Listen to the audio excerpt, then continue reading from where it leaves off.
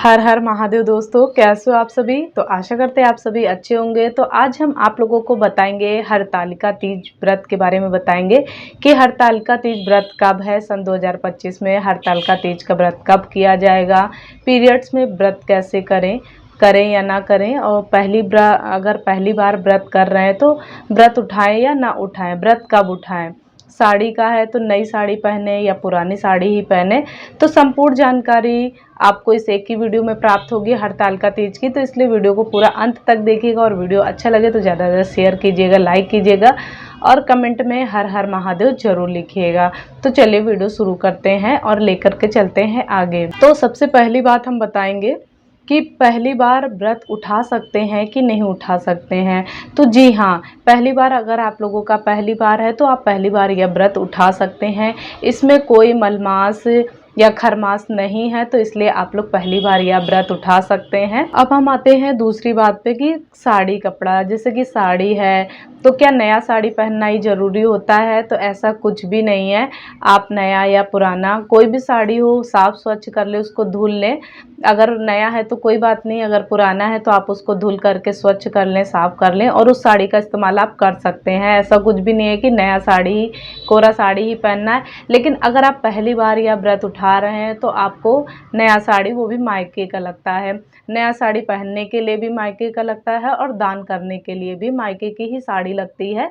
तो ये आप लोगों को ध्यान देना है। तो कुछ लोगों का प्रश्न होता है कि अभी हमारी इस साल ही शादी हुई है तो क्या यह हम व्रत उठा सकते हैं। तो जी बिल्कुल, आप यह व्रत उठा सकते हैं, क्योंकि यह व्रत जो पति की दीर्घायु के लिए, लंबी आयु के लिए यह व्रत रखा जाता है। सभी सुहागिन महिलाएं इस व्रत को अपने पति की दीर्घायु के लिए रखती हैं, तो इसलिए आप यह व्रत उठा सकते हैं। शादी के तुरंत बाद आपको छोड़ना नहीं है, आपको इस व्रत को उठा लेना है। इस व्रत में भगवान शिव और माता पार्वती जी की पूजा की जाती है, और यह व्रत पूरा 24 घंटे का होता है, और निर्जला यह व्रत रखा जाता है। तो इस तरीके से यह व्रत किया जाता है। और व्रत का पारण जो है तो वो अगले दिन सुबह में, भोर में किया जाता है व्रत का पारण। और नेक्स्ट है कि पहली बार व्रत कहाँ से उठाएं। तो पहली बार व्रत कहाँ से उठाएं, मायके से या ससुराल से या कहीं हम बाहर हैं। तो ऐसा कुछ भी नहीं है। आप जहाँ पर भी हैं, जिस अवस्था में हैं, आप वहाँ से यह व्रत अपना उठा सकते हैं। ऐसा कुछ भी नहीं है कि मायके से उठाना है कि ससुराल से उठाना है। आप जहाँ पर भी हैं, आप अपने पति के साथ रह रहे हैं या मायके में हैं या ससुराल में हैं, तो आप वहाँ से अपना व्रत को उठा सकते हैं। तो ये भी बात आप लोगों की क्लियर हो गई है।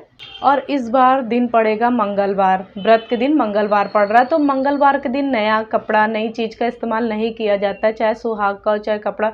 लेकिन व्रत में नहीं लिया जाता, क्योंकि व्रत से, वार से बड़ा त्यौहार होता है, तो व्रत में नहीं लिया जा सकता है। आप व्रत में हर नई चीज़ का इस्तेमाल कर सकते हैं। सबसे पहले आप माता गौरी को चढ़ा देंगे अपना साड़ी, श्रृंगार का सामान जो जो भी नया है, तो माता को चढ़ा देंगे। फिर चढ़ा करके आप उसका इस्तेमाल कर सकते हैं।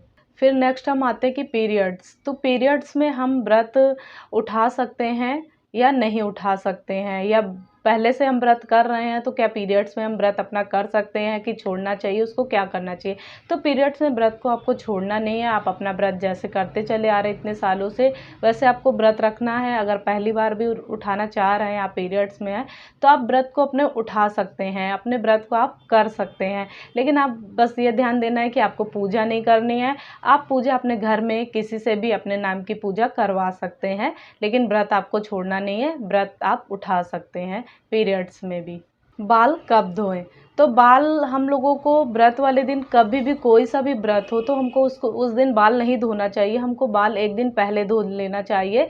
तो आप लोग ध्यान दीजिएगा, बाल एक दिन पहले धो लें, व्रत वाले दिन बाल ना धोएं।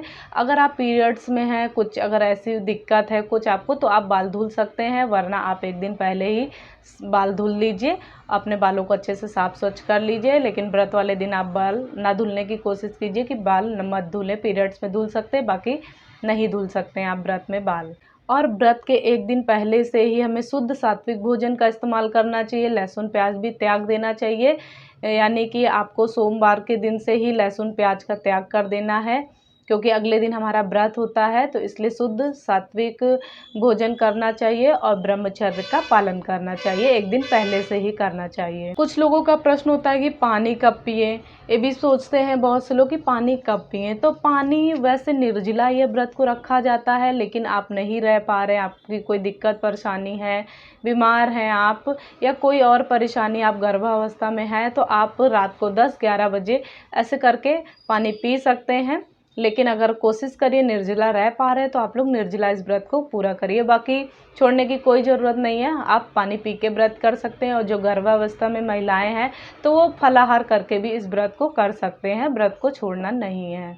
और रही सरगी की बात, तो सरगी जिसके यहाँ खाई जाती हो, जिसके यहाँ सरगी का मतलब होता हो, तो वो लोग सरगी का करें, बाकी जिनके यहाँ नहीं होता हो तो वो अपना देख लें आप लोग। हरतालिका तीज व्रत कब है? तो हरतालिका तीज व्रत 26 अगस्त सन 2025 दिन मंगलवार को यह व्रत रखा जाएगा।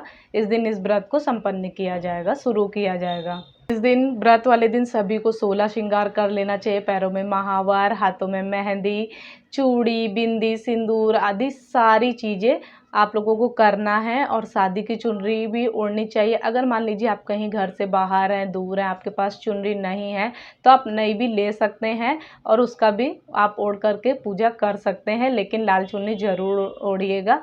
तो इस तरीके से करिएगा। और सिंदूर ध्यान रखिए कि जो शादी का सिंदूरा होता है उससे ही सिंदूर लगाया जाए, व्रत त्योहारों में ही लगाया जाए, वैसे चाहे अपना लगाइए, लेकिन व्रत त्योहार में उससे ही सिंदूर लगाना शुभ माना जाता है।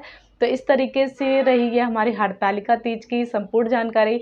अगर आप लोगों को अच्छी लगी हो तो प्लीज़ ज़्यादा से ज़्यादा शेयर कीजिएगा, लाइक कीजिएगा और कमेंट में जय माँ गौरी ज़रूर लिखिएगा।